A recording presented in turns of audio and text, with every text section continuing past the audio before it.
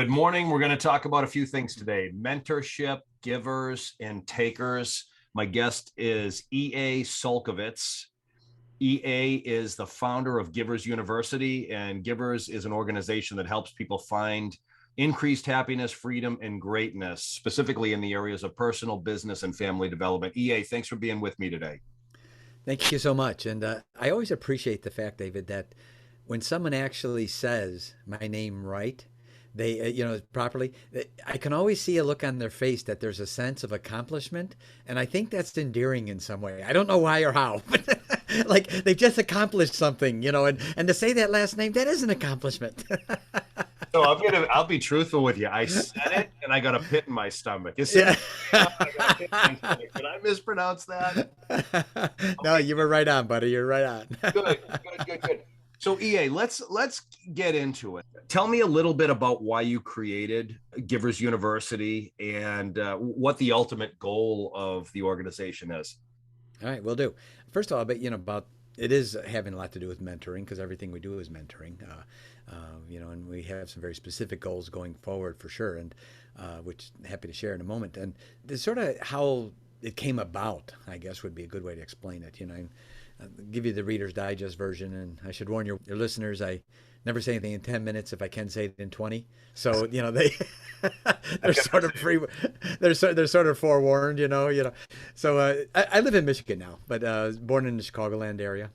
My father was a milkman for a company called Twin Oaks Dairy, and back then the milkman had their own truck, and he delivered milk to people's houses, right? And the milk was in glass containers, glass gallons. I probably switched to plastic because all the ones I broke helping my father on his route at 5 years old. But anyway, but that, I would say if you took middle class kind of living and went one notch underneath that, that's about where we were, and humble upbringing. Then at 16, I became a janitor. I was able to be bonded, which means insured. So if my buffer hit some piece of equipment or something, insurance company paid for it. That also allowed me to be in really expensive places that had expensive equipment and expensive homes. And the story I'm going to share with everyone is tantamount, paramount, and specifically how important mentoring became in my life and how I tripped across it, literally, stumbled across it, at the ripe old age of 16. Because of being bonded with this janitorial service I worked for, I cleaned the lady's house every Wednesday. There was a movie out a few years back. It was called The Founder.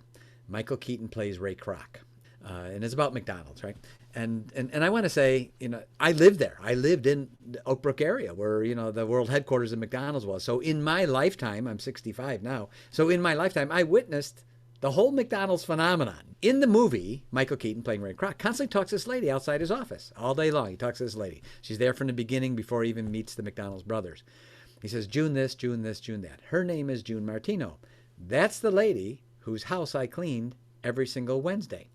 The thing that really shocked me more than anything else was the fact that I don't know why I had this misconception that to be really, really rich, you had to be a jerk.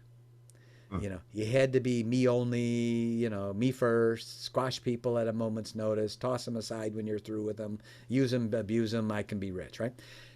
I was so wrong. And I don't know where that came from, but when I met June, she was so the opposite, it wasn't even funny. In fact, to show you, like if I was buffing her floor, because she had a full-time maid and a full-time butler. Maid's name was Viola, and I don't remember what the butler's name was from years past. But I was there to do the pool in the garage and all that kind of stuff, heavier stuff. And so if I was buffing the floor and looking down, when she walked through the room, she would say hello even if I didn't look up. I mean, just that approachable kind of thing, Yep. But the thing was amazing that this was a real person. I couldn't count on my fingers and toes how much he was worth. So one day I asked her, could you tell me about it? And she said, well, what? And I said, well, the whole McDonald's thing. She put her arm around me, brought me in the kitchen, and the entire day told me the story from beginning all the way up to the moment we're sitting in the kitchen. And she even has the maid and butler bringing us food in the kitchen so she can keep telling me the story. And I'm looking around thinking, she's talking to this snot-nosed 16-year-old. What? And this is June Martino, the icon of everyone knew who June was. At that point, she had the third most controlling stock in McDonald's. Everyone knew who she was, right? And then she tells me, and in the movie, did you catch the movie by any chance? Did you catch it? I didn't. No, Okay, I dude. gotta go watch it. It's a good view. It is a good view. It is a good view. But remember, Ray wasn't the way he's portrayed, and there's so many things that are all Hollywood spin. But either way, there's many good events. In there, one of the events that happened that June told me about decades before was she went to Ray and said, Ray, we're out of money. They already had multiple restaurants open. And so she told me they made an agreement that she would work for no pay. And he would pay her in worth less than zero company stock, underwater. And he would take the phone calls from bill collectors if they called her personal bill collectors asking for money. Wow.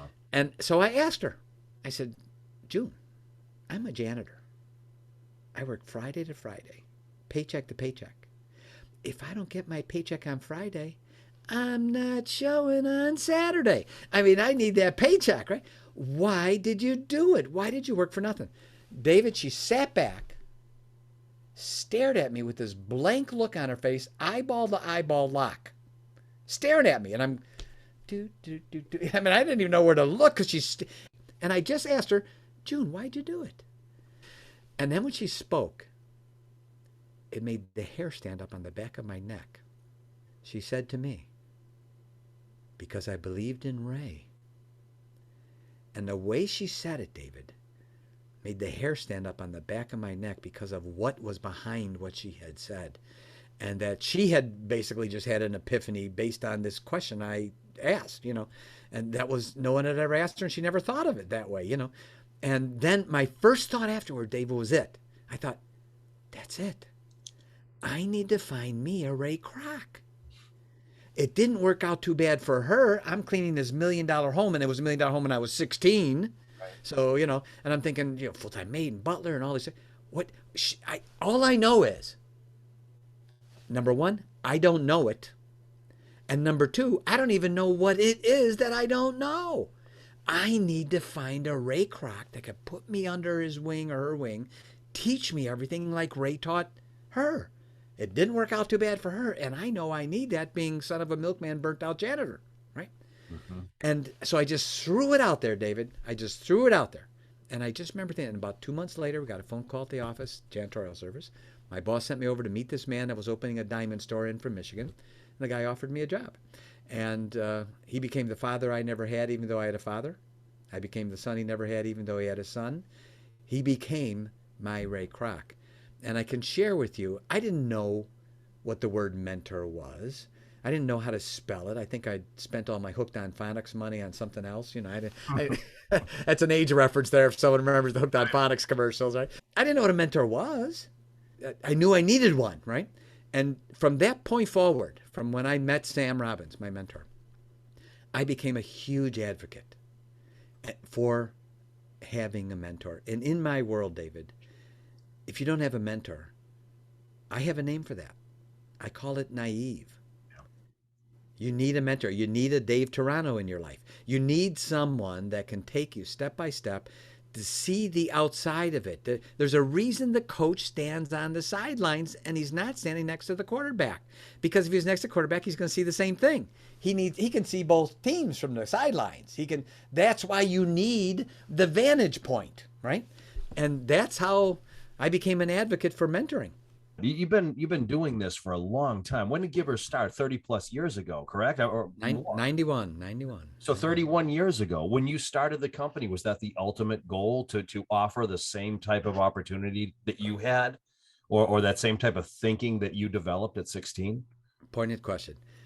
At 19, I asked Sam, I said, Sam, will you teach me everything? Don't hold back. I want to know it all. Anything you can download on my mind, do it. And he said, okay, I will. But I want one thing from you. He said, when the time is right, and you will know that time, I want you to teach as many people as you can everything I teach you. So at 19 years old, David, I made a vow. I made an oath that today is manifest as Givers University. did your parents instill this type of curiosity and open-mindedness when you were a kid, or did you just have that on your own? Well, I remember a phrase my dad used to say to me, and you know, at 5 years old, working on the milkman's route, right? And he'd get up and I'd watch him every day, David. He'd get up at 3 in the morning. No one told him to get up. You know, he had his own route kind of thing for Twin Oaks, his own truck, and so no, I there was no boss, so I sort of lived with a person who just got up because that's what you did. You got up, right, and you did it, and then he'd go and he'd with these 6 foot high blocks of ice and start chopping them up at 3 in the morning because the small trucks, the delivery trucks weren't refrigerated back then, right? Only the 18-wheelers. So you had to break up these big chunks of ice and put them on the milk to keep it cold while you were delivering, right? And he did that. And whenever I worked with him on the route, was many times, I remember him saying this phrase. He always said, "Well, when we're done, we're done." And the point he was always making to me at a young age was, the sooner we get on with and do the things we need to do, then we can go on with doing the other things we want to do. Mm. And you know, and he said it every time we were out there, you know. And what was interesting, by the way, in the movie when you do see it now, Ray Kroc at one point names his first franchise McDonald's #1. It's in Des Plaines, Illinois. We drove by McDonald's #1 every day at the end of the milkman route, and I remember when the sign said 1 million hamburgers served. 1 million. And I'm thinking, as a little kid, wow, 1 million hamburgers. That's a lot of hamburgers. I mean, that's more than I could eat at one sitting. But it was just, so this whole phenomenon, and that's why the movie was a weird, surreal kind of experience for me, seeing the many events that are misportrayed or portrayed. But the mentoring thing was important, and everything that we teach at Givers University, the thing about givers, all that, and the differences in discernment, that was all from my mentor. He taught me those things, and I can share with you, I didn't make up any of it, David, none of it, but I was a conduit. Tell me a little bit more about the approachability piece that you found in June. Given that you at one point as a young child thought that, wealthy people or successful people, whatever you want to call it, weren't approachable. Where did that come from? And then when you talked to June, like what caused you to actually approach her, given that maybe your initial perception was, oh, you can't talk to these types of people? I can tell you, I don't know where it came from, David. Was it something my father said? I don't know. Was it something my mother said? I don't know. Was it something I saw on TV? Because back then there was only 3 channels and there was always a lot to watch. Now there's 400 and you can't find anything. I don't know exactly where that reference came from, but it was erroneous. And maybe it was because I didn't live it and I didn't know any. June Martino was the first person I ever met who really genuinely lived what you would think might have been the storybook. There wasn't a storybook in any way, but when you sort of think of prosperity and all that. So I think because I didn't know anyone, our neighbors were the same as us. We lived in the same kind of house, as they did, and same kind of, my dad did the same kind of thing they did. And back then, there was a lot of, it's funny how when you live long enough, you sort of see it all come around again a few times, right? And back then, so many, today they call them freelancers and side hustles. And back then, more people had that than they had jobs even. They all doing little things, delivery for this, delivery of that. And so I don't know exactly, David, where it came from, other than maybe I just didn't have a connection with it, and so I labeled it misappropriately in my own mind because I couldn't relate to it. I didn't know anyone, and whenever I saw it, it was like this dream kind of thing. And here I'm watching on TV Walt Disney talking about what Epcot Center was going to be like when someday it opened. And so these were never kinds of things, and maybe that was what was in my mind. And when I realized, I was shocked. I really was shocked when I met her and I watched her walk through the house, never condescending to the help, and her full-time maid butler, and nice, smiling. I remember one time watching her, she says, well, she sort of announced it, jokingly, said, well, I'm going to work. And she went in this room, and it was like a round room, books on all sides. And 3 guys walked in with briefcases after. And about 15 minutes later, they all emerged. She says, well, I'm done for the day. And I thought, man, I am doing something wrong. Whatever it is, I mean, here I am cleaning her house, right? Yeah, So her approachableness was an observation, um, and the actress in the movie actually does a pretty decent job of portraying her. sure. Always there to help, always there, Johnny on the spot, very organized.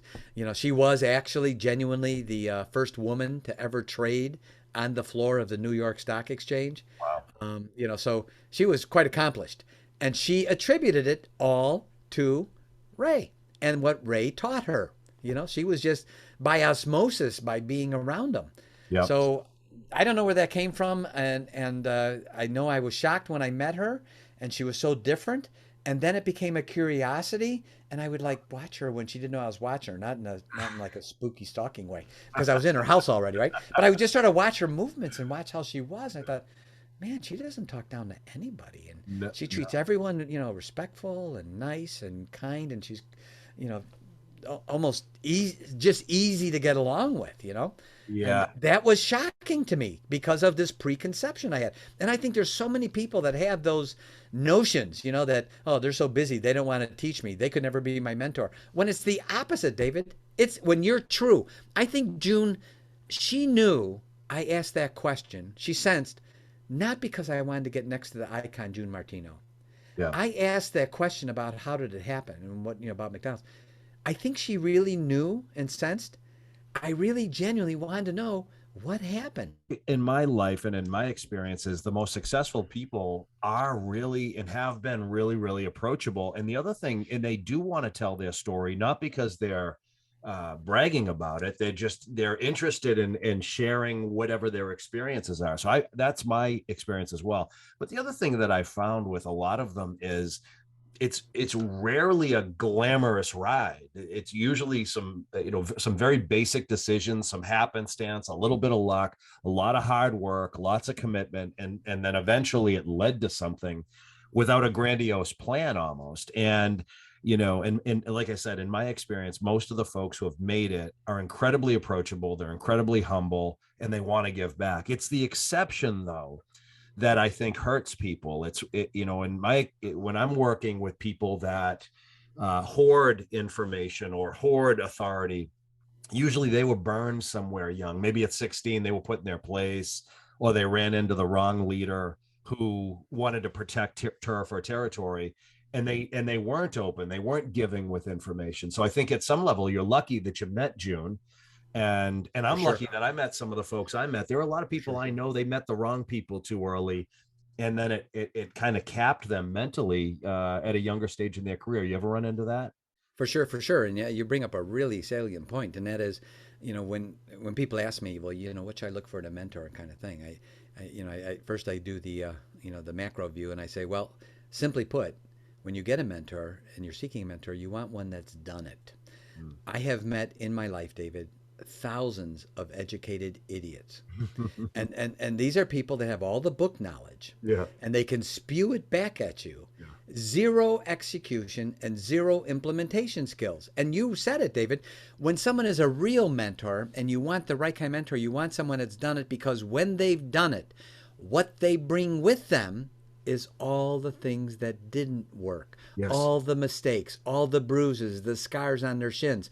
And I interviewed, when I had my radio show, I interviewed over 1,000 millionaires in 2 years, looking for the common threads and the common denominators I could build into the Give to Be Great courses.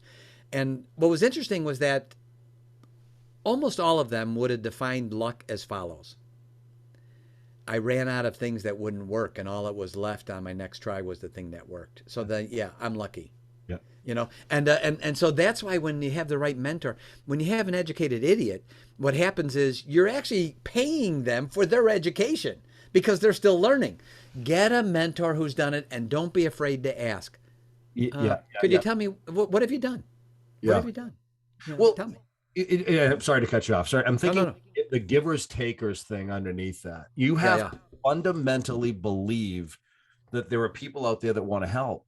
And also, in the work I do, when I'm dealing with salespeople, for example, and I know you deal with salespeople, one of the things that many of them have yet to overcome or struggle to overcome is the idea that there are people out there that do want to help them. And many of them, though, go into it with a quid pro quo mindset, meaning like I have to find a way to convince this person to help me so I can get what I want, and therefore I'm going to have to give them something in return.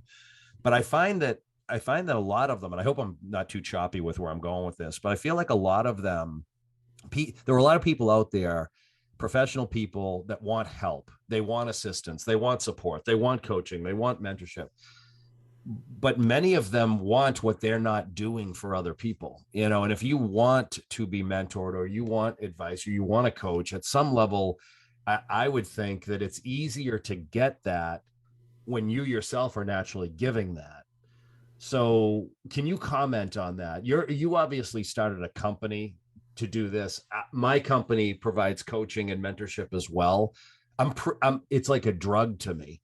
It's like a drug to me. Even younger in my career, younger and as a salesperson, when I ultimately figured out how to do it, I couldn't wait to tell somebody else because I struggled so much early that once I started to get on the path, I'm like, wait, this is how you do. So this is what it is. And then I wanted to tell somebody else, and I was actually more addicted to telling somebody else than doing it myself. So I did both, but I got more enjoyment out of teaching other people how to do it. And so yeah, I'm all over the place as usual. I'm a rambler, EA, so you got to deal with that. But at some level, if you want people to give, don't you have to be a giver too? That's a great question. First of all, as you were speaking, for some reason I had this weird picture in my mind, and I do have, a weird mind in many ways. And as you were talking about being, addicted to coaching, I don't know why it popped in my head. I just picture of Robert Palmer singing with a bunch of coaches behind him dancing, singing. I might as well face it. I'm addicted to coaching. And and I had this. I don't know. I don't know where that came from. The good news is it left. So I'm back. I left for a little while. Now I'm back, David. You're good. So, the coaches have their hair slicked back. Their hair's all slicked back, and they all have briefcases, and they're all dancing. I remember the video. Yep. Might as well face it. I'm addicted to coaching. Okay, so so it was interesting because at 19 years old, right when I made that vow with my mentor, he broached an interesting subject with me. He said, "Let me tell you about this thing called life." And I thought, "Wow, this should be interesting." Okay, he said, "Picture in your mind this huge scale, and on the right side of the scale, all the things you're going to get in life, all the income, the benefits, the rewards, everything you're going to get in your life is going to come from that right side."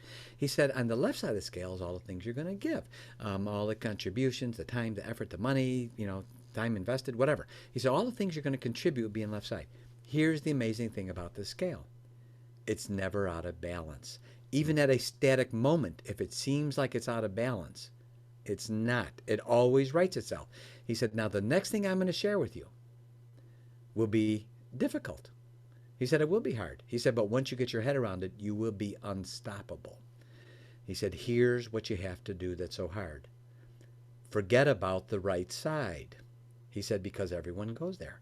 He said, and make it your daily goal, make it your daily objective to heave so much on that left side of the scale, because your new goal is to get the scale out of balance.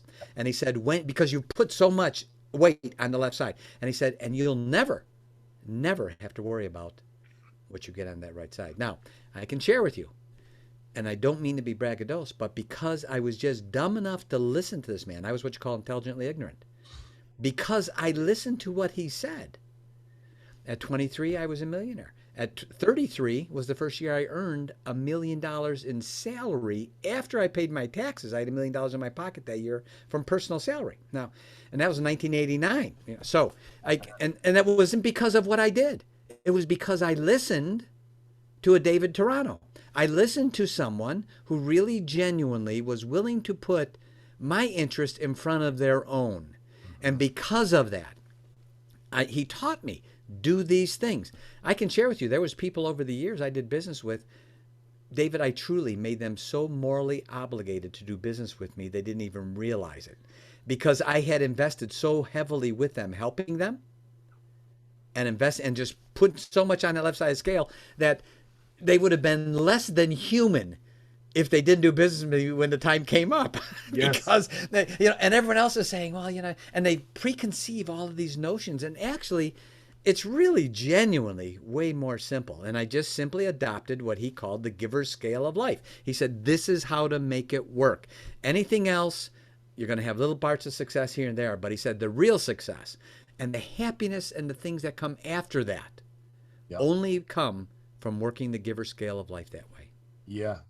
Back in the 90s, I moved down to Florida to open a small office for a mortgage company. And I was not very successful. I didn't know anybody, and I didn't make a lot of money at all. But I remember one day being so desperate, just trying to figure out, how do I get this phone to ring? Nobody's taking my calls. Nobody's answering my calls. Nobody's returning my calls. So I finally got a CPA in the area to agree to meet with me. And it's funny because I had no agenda other than the only thing I want to know is how I can help you develop your business. That's all I said to the guy. It was pure desperation. And this guy's looking at me. He's like, what do you mean? I said, I don't care about what I do. Put that out over here. This is my title. This is my role. All I want to know is, how do I help you find clients? If I come across anybody that looks remotely appropriate, what's the best way for me to let them know about you?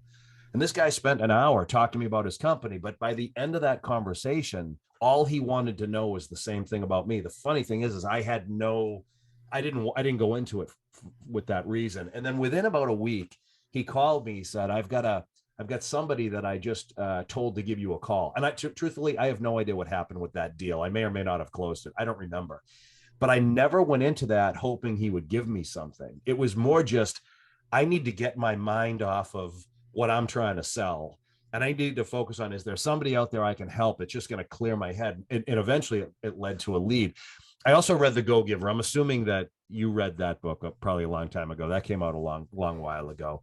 It's a great book. It's a great book. But I got to tell you, specifically when it comes to, say, developing business development professionals, this is an art that many of them they don't do it long enough, or they don't do it with enough belief to see the ultimate fruits of this effort, which is, to your point, loading up the left side of that scale with no expectation in return. But what it does is it causes the phone to ring. It causes unsolicited, you don't even have to solicit business. It comes to you, and then you can be discerning. You can decide, do I or do I not want to do this work? Is this or is this not a good opportunity for me?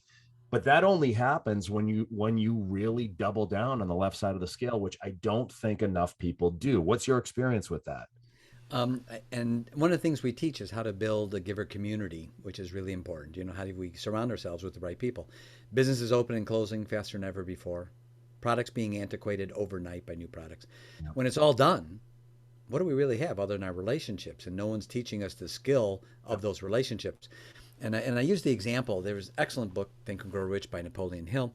And Napoleon does a masterful job talking about a thing called a mastermind. And when he broached that subject, he was having to explain what it was.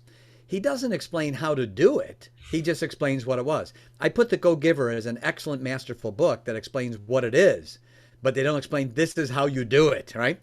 And so that's where Givers University comes in. We're the how you do it company. How do you, very granular, step by step, first do this, then after that do this, then after this do this.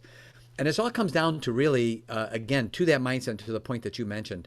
My mentor came to me one day, and he had that look in his eye, and I know the look. There was a series years and years ago when I was a kid called The Monkees. I love them. And every episode, Davy Jones fell in love, and his eyes would twinkle, right? Whenever he fell in love and he saw the girl of his dreams for that episode, his eyes would sparkle, right? They were like stars.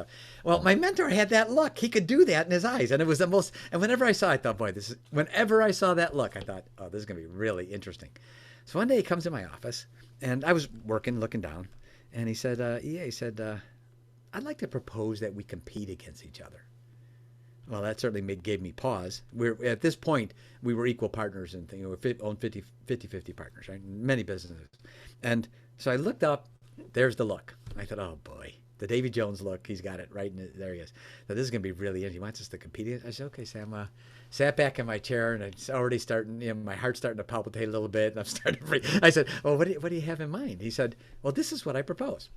I propose that we compete year by year to see who can make the other one more money. And whoever makes the other one more money, they're the winner. And they get to ask the other person, who is the loser, for anything they want, and the loser has to buy it for them. Oh, I love this. And I said, what? I said, okay, wait, let me make sure I understand this, because I got to repeat this one not more than once. I said, okay, so what you're saying is every year we're going to compete so you can make each other more money. And if you make me more money next year than I made you, then you win, I lose. You get to ask me for anything you want, and I, as the loser, have to buy it. He said, yeah, that's right. And I said, okay. I said, so the other side's true also? That means that if I make you more money than you made me, I get to ask you for anything I want, and you have to buy it. Yeah. He said, that's right. David, I'll never forget the sigh I made as I said, okay, because I thought this is going to be really interesting how this plays out. Well, the next year, he beat me so bad. Building your business. It was brutal. And I had to, as a condition of our contest, I paid cash for him for a house in Florida. Oh, nice. Really? Oh my goodness. So this is like... And I thought, oh boy. Now I couldn't be mad. I had the money. Yeah. You know, I'd earned it. I had the money, so I couldn't be mad. And I thought to myself, man, I better get my game on quick, because this is going to be brutal, you know, because we're doing this again next year. And I think he was just taking it easy on me to start. You only have to buy me a house, right? I think, who knows what he's going to ask, you know? So the next year I did win, and he bought me an airplane. That's when I became a commercial pilot. The next year I won, and he bought me a limousine with a full-time valet. The next year he bought me a second airplane. And after that, we started carrying it on. And then it hit me. Oh, this guy, he is so much smarter than at any one moment I think I understand. It took me almost 4 years to realize what he had done. Mm-hmm. He had had diabetes since he was a child, and it took a toll on his life, and his health was deteriorating quickly.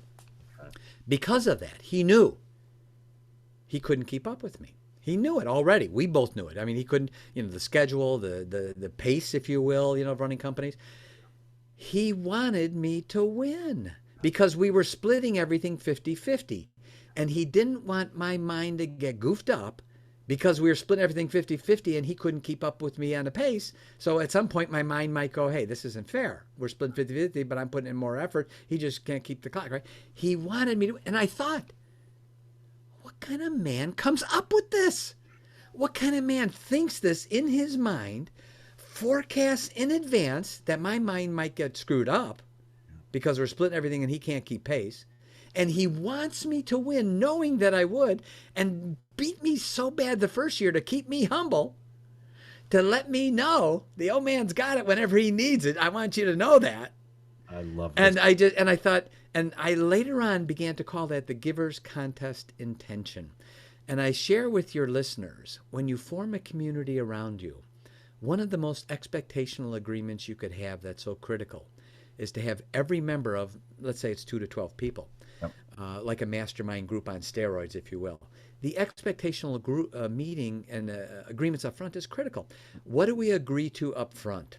So as a part of that, see, Sam and I had an agreement that we each would contribute more, exemplified by earning more money for the person than the other one was, right?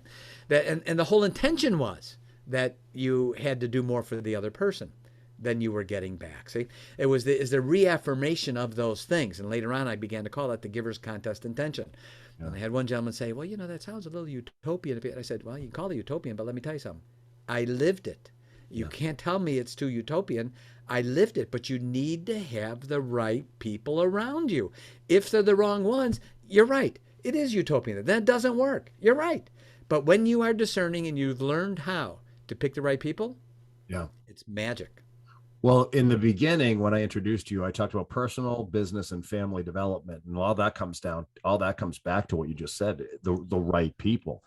And, if you don't have the right people in your life, none of this is going to feel or seem possible, right? I mean, how do you help people choose the right people? How do you know, or how are they going to know it? I mean, there are plenty of people that I know that are smart. I forget the phrase you used earlier, but just Educated idiots. yeah, educated idiots, where Yeah. they're around the wrong people, which I Yeah. probably would label takers. How do you help people to recognize when that's happening? It's a great question.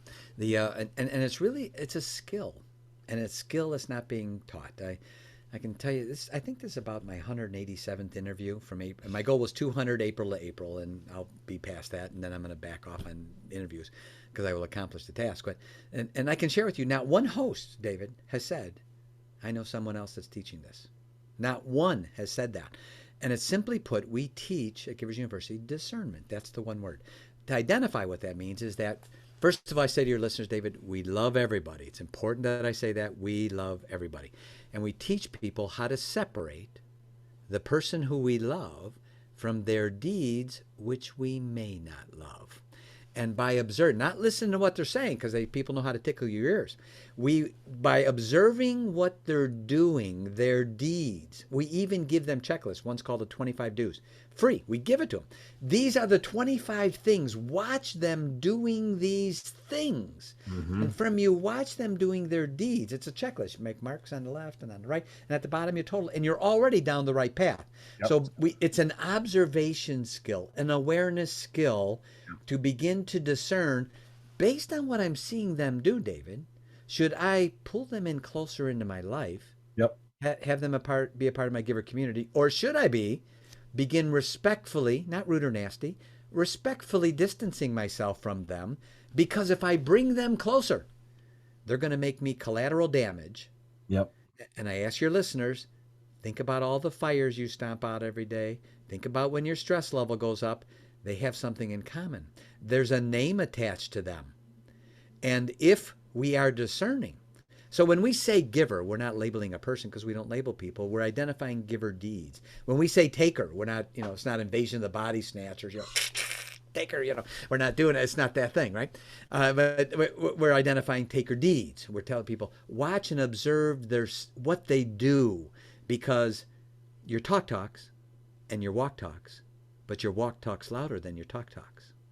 So watch what they do, discern, and then from that, decide who should I have around me. And when we build that ideal giver community around us who are on the same page, it is, the amount of power is unspeakable. So this list of 25 things, and I'm not going to ask you to list them or anything like that, but maybe you could share one or two. But is this a list that you came up with, or was this a list that was recommended to you at some point? I'm going to go with C. What does that mean? What is that? All the above. Okay. Both A and B. And it's a combination of the things that Sam taught me as my mentor, and a combination of 1,000 interviews with 1,000 millionaires, and and even today, you and I both know, David, that if you add the average person in the United States, all their income together for their whole life, it's still not quite $1 million. Right. And yet I kept asking, why these 1,000 people I interviewed over 2 years? Why them? What did they do that was so unique and different that allows them to be something that most people will still today never achieve? So those commonalities were then filtered into, what were the things you saw do? What were the things you did? What were the things you observed other people that, those are the people you wanted to get closer to you? And so together that became this list called the 25 Do's. And it virtually is a checklist that we give for free. We want people to have it downloaded because you can use it in business, in social life, and with your family even. It's that good. A lot. Well, you've got people that say, hey, you know what? Blood is blood, and I do anything for family, and all the rules are out the window. This is the way I operate, but I'm not going to negotiate this over here. I know my mother is this way, or my brother is that way, or my wife is this, and they're going to tolerate it no matter what. That's a tough decision for people to make because they see it as, a final thing. Why I can't do that. This is blood, or this is a marriage. And they don't even realize they're in a bad situation. They don't negotiate that. I don't think they understand the impact of that on everything else in their life. For sure. And we teach how to do the balancing, if you will, of the 5 priorities in life, which we teach as God, family, country, business, self. God, family, country, business, self, right? So certainly family is number 2, right? And so we teach, what do you do? What do you do with a family member who's maybe being a little takerish? Yeah. And everyone knows someone needs to have a conversation with them. Yep. Clearly they don't even realize the impact of what they're doing, and sometimes they do, sometimes they don't. But either way, and how do you do that? I can share with you one way, just off the top of my head. One of the best things they could do if they have a family member that's being a little takerish is share an amazing podcast done by Dave Turano. And the reason why is real simple. It's a third party, right? You can simply say, you know what? I heard this real thought-provoking podcast. Do me a favor, listen to it. Tell me what you think. I thought it was really thought-provoking. You never know how it can open up someone's mind. If they get the 25 do's, which we give as a free download, when they do that, there's a self-assessment part built in that automatically, as they're learning, they go, oh boy, I'm way off the rails on number 13. I need to work on number 13. There's no question about that, right? So as a result, through the third party, they don't have to worry as much about hurting their feelings, saying something, because you love them. They're your family, right? You want to treat them right. So we help people guide through. How do you do that? What would you say if I said, EA, of the 25 things, what are the top 3 that are not negotiable in your mind? I know you probably want all of them, but if I said, what do you absolutely insist on? What would you tell me if you had to pick 3? Boy, I tell you, we've invested so many years on that. I would be doing the other 22 such an injustice. Yeah. But I can just share. But I'll give you one example, if you will, right. Which might make it simple. And I don't mean to avoid or evade your question. It's just, we have worked and reworked to go down to the granular level to get to those, the most critical 25. There's a whole lot more, but all of them are a subset of these 25. One of the things you will notice about a giver contrasting a taker. Remember, we identify deeds, not people. Yep. And that is, a giver is willing to delay their gratification for a long-term objective. A taker is not. A taker will say, me now, pay me up front, I need all the money now, then maybe I'll do something for you. And they always are me first, me only, oriented. It's an orientation. You will see them and it'll manifest in many things they do, yet all those little things they do will still be under that topic of, they're me only, me first, and they are not willing to delay gratification for the end result. A giver is the first one that will step forward and say, hey, I'll do that. They're the first one to volunteer, first one to step forward. They're not the one where everyone in the room stepped back faster than they did. They step forward and they're willing to say up front, you know what? I'm willing to go in this long term.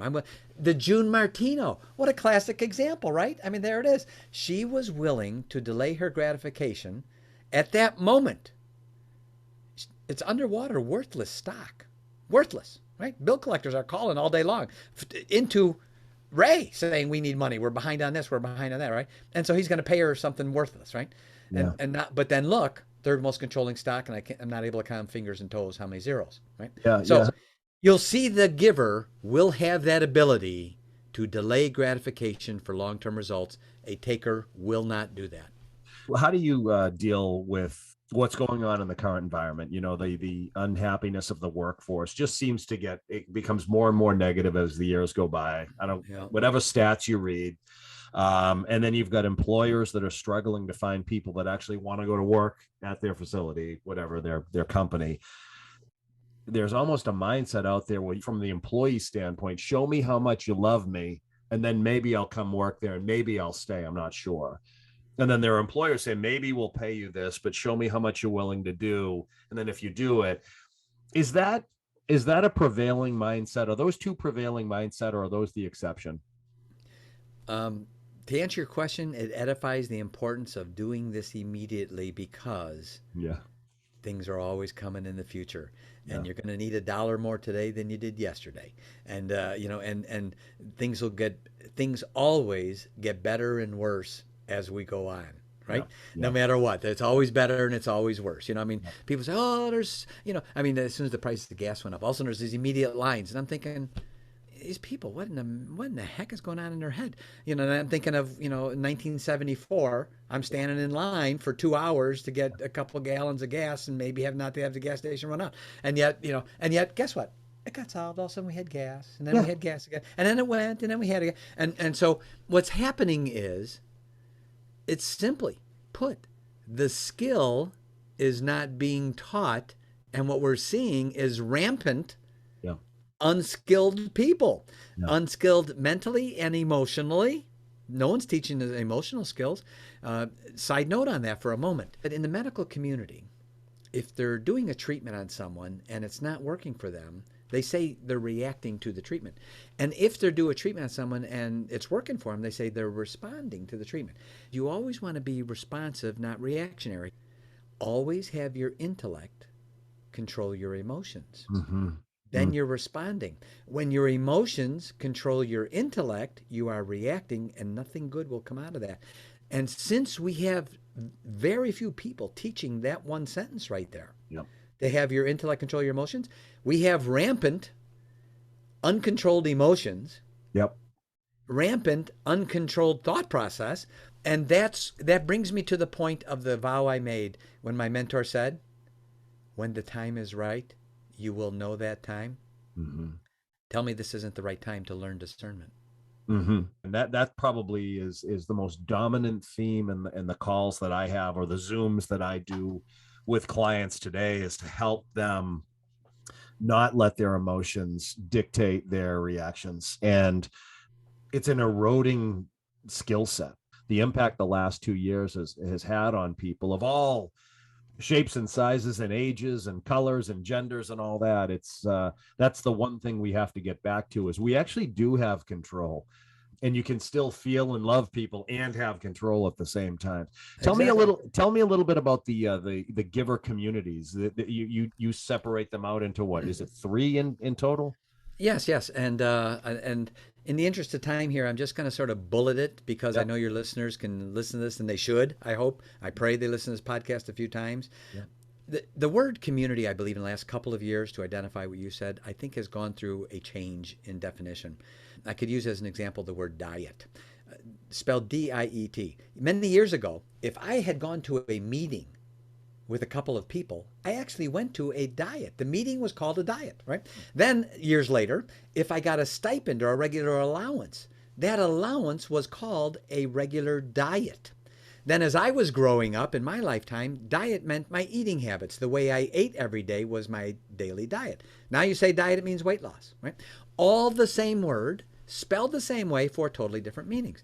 I think the word community has done the same thing in the last couple of years, at least from my observations. And that is, how many of your listeners have had this happen?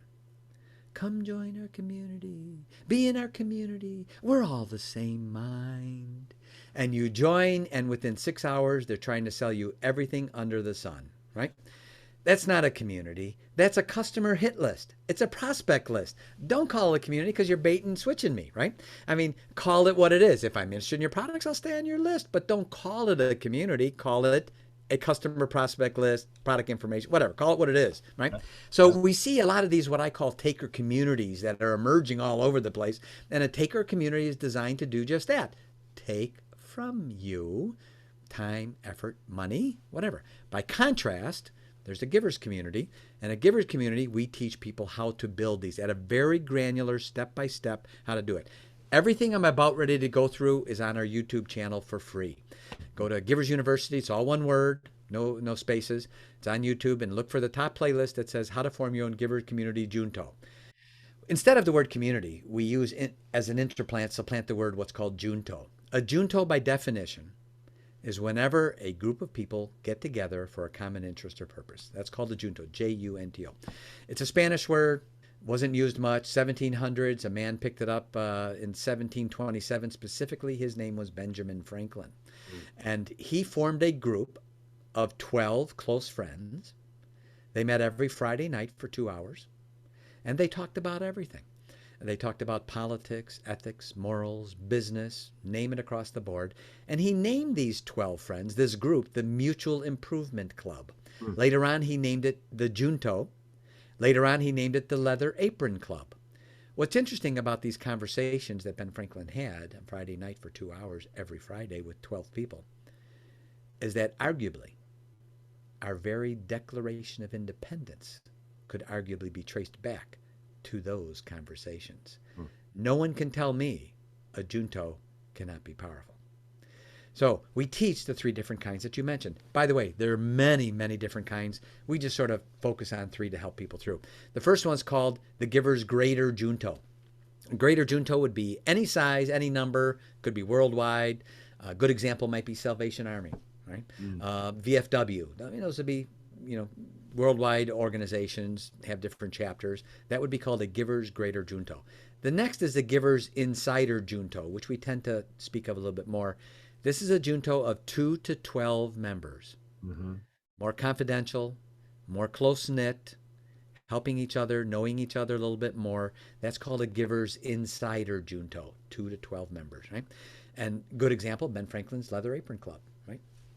Mutual Improvement Club. That would be a good example of an insider. The next is the giver's millionaire junto, 2 to 12 vetted millionaires that get together for a common purpose. 1915, Henry Ford formed a junto. It was with him, Thomas Edison, the inventor, Harvey Firestone Tires, and John Burroughs, who was a poet, writer. Also, he's a federal bank examiner, so maybe he was the money guy. But anyway, but there was 4 of them. And Henry Ford even gave them a name. They called them the 4 Vagabonds. And they traveled together, and that's a millionaire's junto, right? They're all millionaires. I lived it with my mentor, 2 of us, 2 to 12, right? We teach people to go through the following 7 steps. Again, these 7 steps, each one of them, there's a full 2 minutes on each step at our YouTube channel. The 7 steps spell the word discern, D-I-S-C-E-R-N. First one, decide. Couple interviews back, this guy was saying, wow, this is really great stuff. I love this givers taker stuff. And I read a book, said I should have 5 good people around me. I said, you're right, you should. One question, which 5? All of a sudden he's staring at me with this blank. I said, you see my point. No one's teaching us which 5. They're saying to do the 5, but which 5, right? And so we teach them which 5, right? The D is decide. I invite. How do you invite them to be a part of your junto? S is for seed. Seed them with expectational agreements. I have seen, maybe you have as well, David, in fact, I'm positive you have, where people say, wow, I love when Napoleon Hill talks about the mastermind group was what I was groping for, and he said, and he talked about mastermind, and these people get together and they say, let's do a mastermind group. And then 2 or 3 months later, they sort of dissipate and it just sort of falls by the wayside and goes by its way. And that was a curiosity, why does it fall apart? They get together for a good reason and they have good intentions. Why the disassemblage? Why does that happen? The S in discern is the reason. The expectational agreements that the organization, the group, is seeded with. Certain expectational agreements must be met that everyone agrees, and they say up front, we will hold each other and all of us are accountable for these agreements up front. And again, in that playlist, we show them examples, even as templates, of what those agreements can be. But S is for seed, right? Okay. C is convene. Get together on a regular basis. Regular, weekly, bi-weekly, monthly, whatever it is. Convene on a regular basis. E, establish. Give it a name. Make it real. Ben Franklin, Leather Apron Club. Henry Ford, right? The 4 Vagabonds. When you give your group a name, it increases the camaraderie and everyone working together because only they are a part of that group, right? So E is for establish, give it a name. R, rotate. Every meeting, different person chairing the meeting, not the same person. Every meeting, different person. Yep. And N is numbers. Broadcast into and develop other juntos. So D is decide, I invite, S is seed, C convene, E establish, R rotate, and N numbers. And they can learn all of that absolutely free. Go to YouTube on our website and watch it, share it with others, and say that, we all know what a mastermind is, but this is a mastermind on steroids. This is how we do it. And then the last 4 episodes, David, are even on the agenda. Now that we've formed it, what do we do?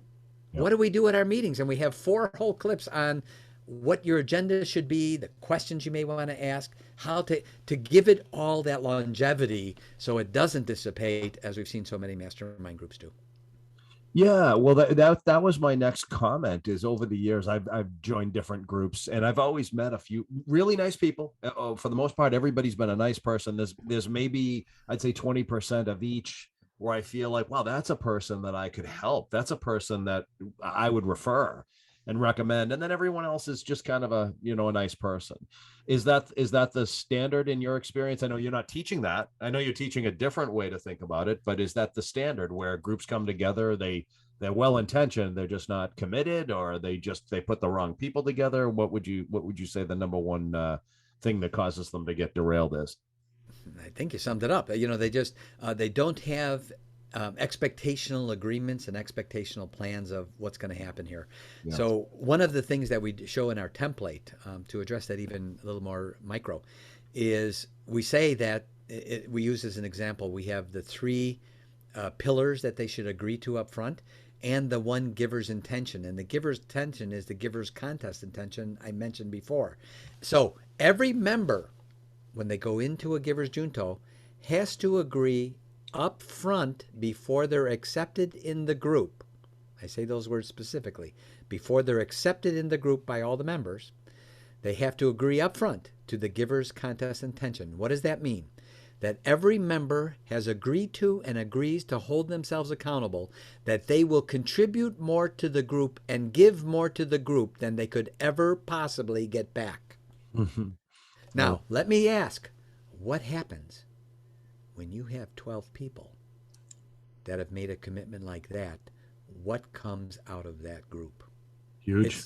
It's huge what can happen. That's why the discernment part is so important.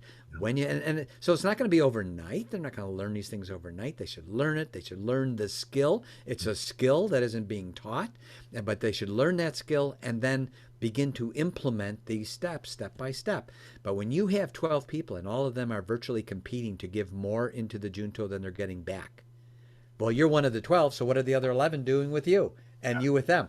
It becomes unspeakably powerful. Yeah, I would say that's probably the biggest thing. If that's established at the very beginning, I think that the results could be exponential, to your point. And I know I've gone on rambling a lot with you here, so I want to be respectful of your time. But final advice, anything EA that you want to say before we wrap it up? Anything that you haven't said? Two things, if I may. One, I would love to have everyone get the free download, right? The 25 dues. Go to our website, sign up for our newsletter. 2 hours later, they're going to get the 25 dues in a download in their email. Download it, print it off, put it in your pocket. Use it in all your relationships. Share it with others. We want people, we know the power of discernment in relationships. So every Thursday, we send out one email. It's called the Giver's Toolbox. We give them a new tool that they can add in their relationship toolbox. It's about a 5-minute read. It comes out just on Thursday morning. From that, they hear about us, learn about us, etc., etc. So I want them to have the 25 dues. It's a free checklist. It's powerful. It's been refined by millionaires and sifting all their information down. Very, very important. The second thing that I want to share in closing is what my mentor shared with me 4 decades ago. And he said, you don't drown by falling in the water. You drown by staying there. Don't stay in the water. He said, get rid of the word failure, supplant it with temporary defeat, because that's all those things are. So when you get tackled, you can stand up and you'll realize you got a first down, you're still in the game. Failure means you threw yourself out of the game. Don't do that. And he said, say these 3 phrases to yourself every day. 40 years plus, he talked me into saying these. He has long passed on, and yet every day I say these 3 things to myself. And I pray your listeners write these down and begin to say them to themselves, and it will add joy to their life in the good days, and it'll help them quickly overcome the days where there are challenges. The 3 phrases in closing are as follows. I will never give up. I will keep rising up, and I will always overcome. EA Csolkovits, thank you. Discernment, mentorship, givers, takers. Hope everybody enjoys this and listens in. Thanks for your time. Thank you.